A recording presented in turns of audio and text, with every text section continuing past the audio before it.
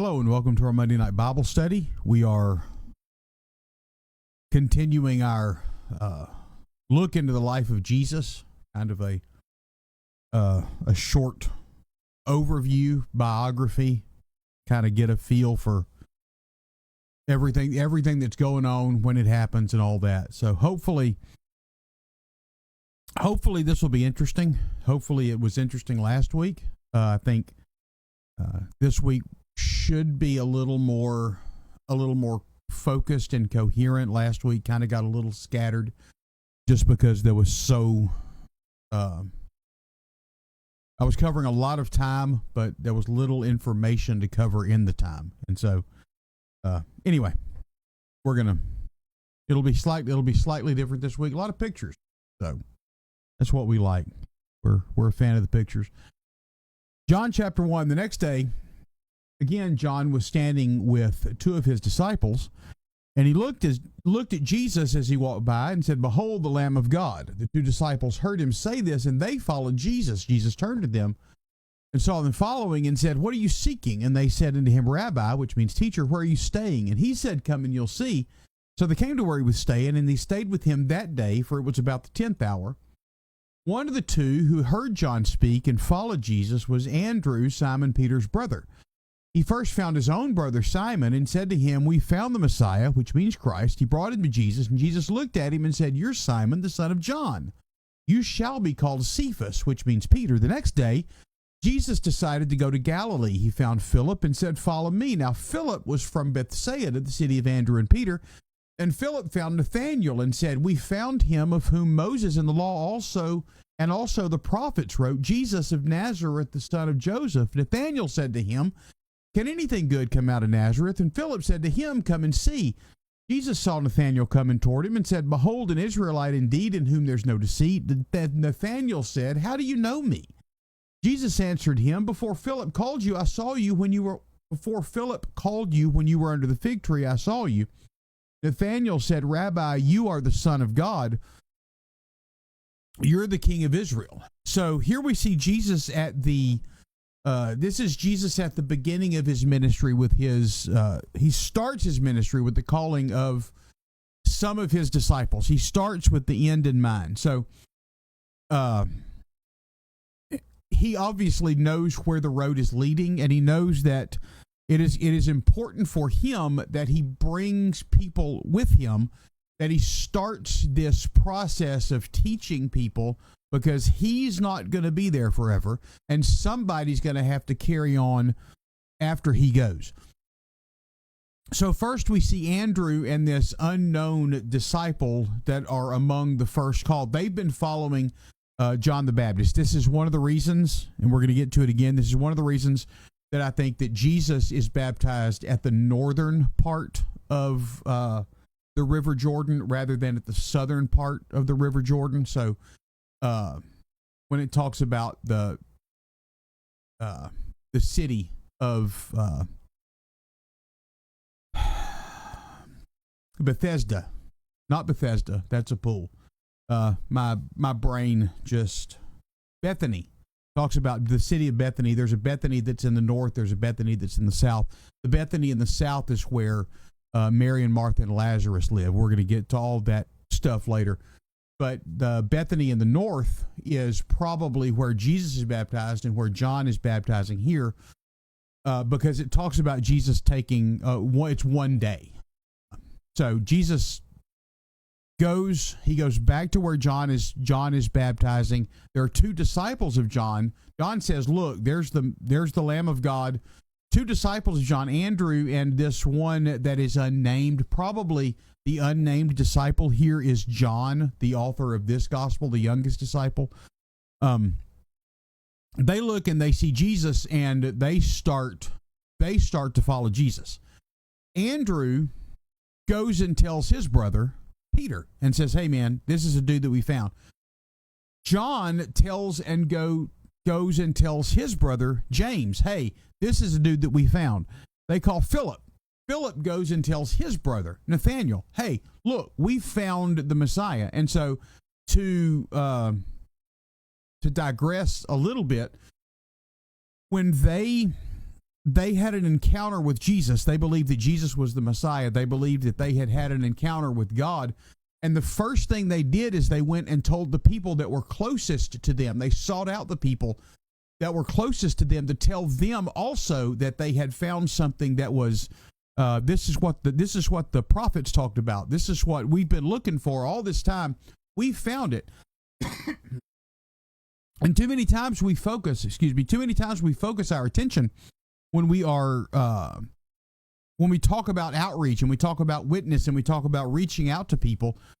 We talk about we want to reach out. We want to go knock doors, and it's fine to go talk to strangers, and it's fine to talk to the waitress at Chili's and talk to the people at, invite people to church, make that a habit, but not to the exclusion of talking to the people that already know you, the people that should already have seen the fruit of the Spirit evident in your life. They should already see your love and joy and peace and gentleness and goodness and meekness and temperance and faith. They should already see all this thing active in you, and so therefore they should already be ready, already be willing to accept what you have. And so start with the people that are close to you. Start with the people that are around you. Tell them about all the things that you've got.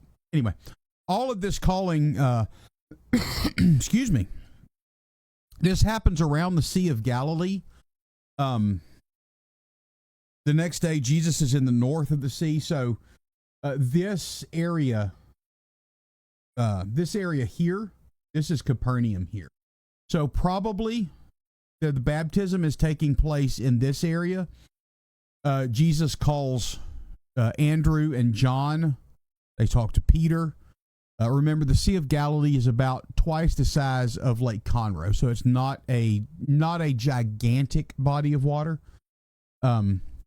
But he's in this area. So the next day he goes back north here to the area of Capernaum. Interestingly, we know a lot about Capernaum, and this is where my pictures come in. This is currently what are the ruins of the city of Capernaum, and actually the part of some of the existing city of Capernaum on the Sea of Galilee. This is from Capernaum looking east across the Sea of Galilee towards the region that is known as the Decapolis. This is the synagogue that is in the city of Capernaum. This is not the synagogue probably that Jesus would have taught in. This is a 3rd or 4th century synagogue. This is the interior of that synagogue. This is a fascinating thing. This is actually Peter's, as far as we know, this is Peter's house. The reason that we think this is Peter's house is that it is in Capernaum. This is where Peter lived. We're going to find that out later when we get to Jesus heals Peter's mother-in-law at the house in Capernaum. But as they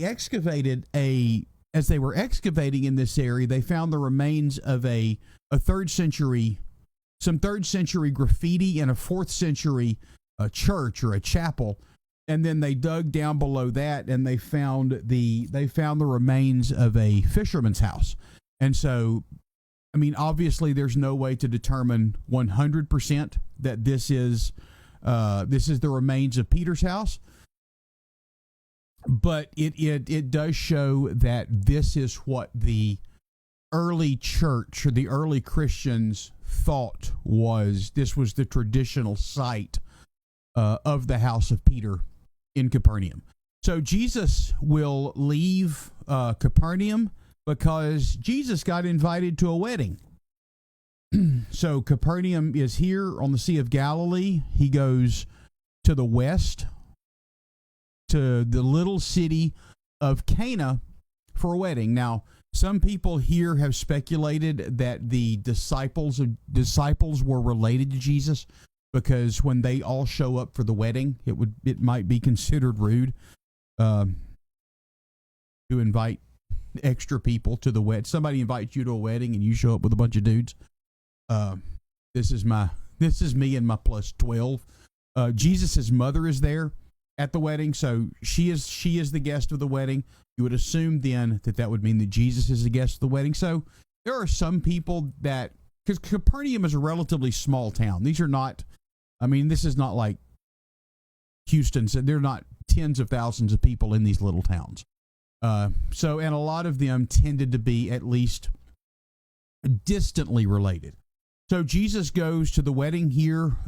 He turns the water into wine, and he performs his first miracle. This is a wedding chapel that is built on the traditional site of the where Jesus performed this miracle, and that's pretty cool. Again, when you're going to see these pictures and stuff, this is not. We're not saying that this stuff is absolutely where all of this happened. We are saying that traditionally this is where the people that lived in the area shortly after the time of Jesus, this is kind of where they thought they ascribed this stuff happening. And then Jesus is going to start his journey to Jerusalem. And this is where the timeline of John can get a little bit fuzzy. Remember, the purpose of the book of John is not to write a biography of Jesus. The purpose of the book of John is to show that Jesus is God, right? It is to show the divinity, to demonstrate the divinity of Jesus. So we have, for example, the story of the cleansing of the temple. John inserts this temple cleansing story here. It fits with the new wine story, right? So Jesus has the old wine of the law has gone, and Jesus has come to a wedding feast. The church and the Israel is seen as the bride of Christ, and the church is seen as the bride of Christ.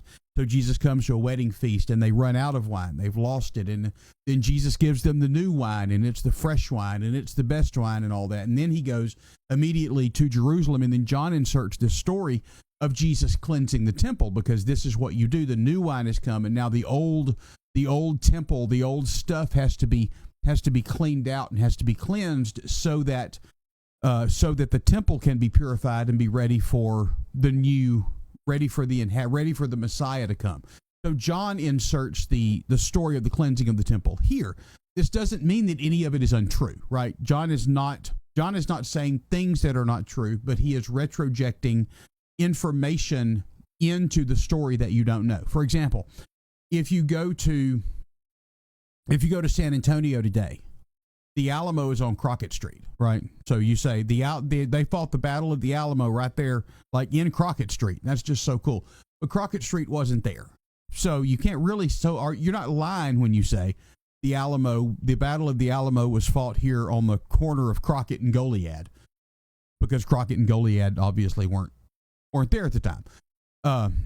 Nobody talks about when they talk about the island of Manhattan being sold by the Manhattan Indians to the settlers.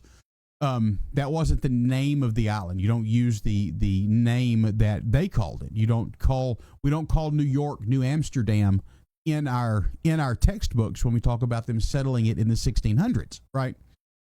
We call it New York because we retroject existing information back into older stories. And I may be going way off base here, or not off base, but this may be too much information. But Pharaoh was not called Pharaoh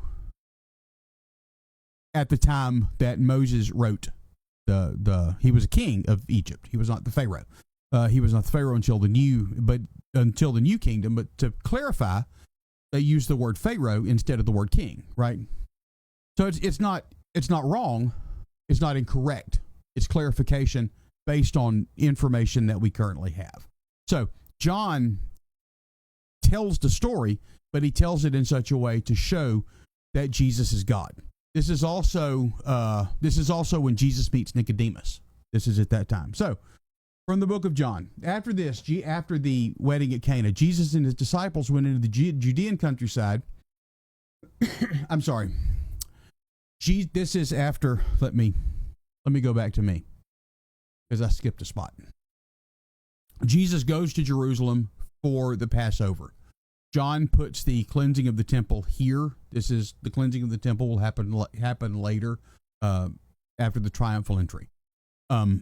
John weirdly doesn't mention it at that point, right? Because John, again, this is the point of John's gospel.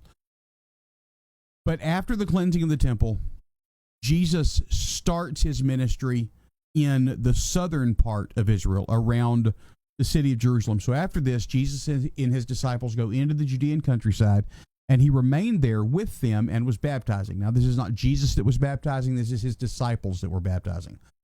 John also was baptizing at Aenon near Salim, because water was plentiful there, and people were coming and being baptized.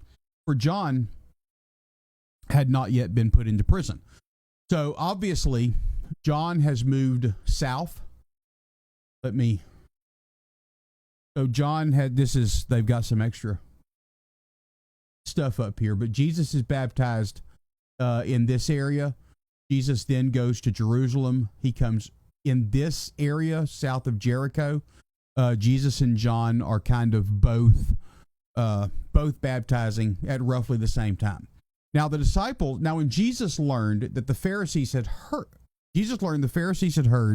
that Jesus was making and baptizing more disciples than John, although Jesus, like I said, did not baptize, only his disciples. He left Judea and departed again for Galilee, and he had to pass through Samaria. So he came to a town of Samaria called Sychar, near the field of Jacob that had been given to his son Joseph, and Jacob's well was there. So Jesus, wearied as he was from the journey, was sitting beside the well. It was about the 6th hour. So I will say for clarification, it's about 100 miles from Cana down to Jerusalem. So it's going to take anywhere from 5 to 10 days, depending on your elevation and how you walk and all that. So Jesus would have taken, probably, as far as we know, would have taken this route here, because this route avoids Samaria, right? Remember, the Jews don't like the Samaritans. This route down to Jerusalem here would have gone out here to do the baptism. When he finds out that the Pharisees are upset with him, he goes back north this way. So he takes the route through Samaria because he gets to Sychar. This is a picture of Jesus and the woman at the well. This is not a picture. This is a painting. So when you see paintings, we're just guessing, 100% just guessing at what things would have looked like. But this, in the basement of a monastery in the current city of Nablus, is what is traditionally seen as the well of Jacob. So at least in theory, this structure here has traditionally been called the well of Jacob. So we've got in the ancient city of Sychar, there is a well. They called it the well of Jacob.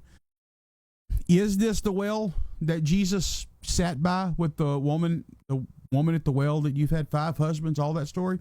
I don't know. Maybe. But it is a 1st century well. It is in the right place. They don't have a tremendous number of wells hanging out in these Samaritan cities. So there's a possibility that it is it. And if it is not the well, it is certainly a well that is representative of what it would have looked like. So we have taken through the first several months of Jesus's ministry. He's got most of his disciples called. We've taken the first trip to Jerusalem. We've talked about book of John and the structure of the book of John, and we've gotten him back up to Sychar in Samaria. Next week, we're going to go back into Galilee, and we're going to start discussing the Galilean ministry, things like the Sermon on the Mount, all of that. All of that, it comes up in this next section of the life of Jesus. So thank you for watching. Thank you for putting up with all of my ums and uhs and mistakes. And hopefully the pictures were at least relatively clear, and I hope we get kind of an idea of what's going on at the different times in the life of Jesus. So, thank you. I love you. God loves you. Lord bless you, and I'll talk to you next week.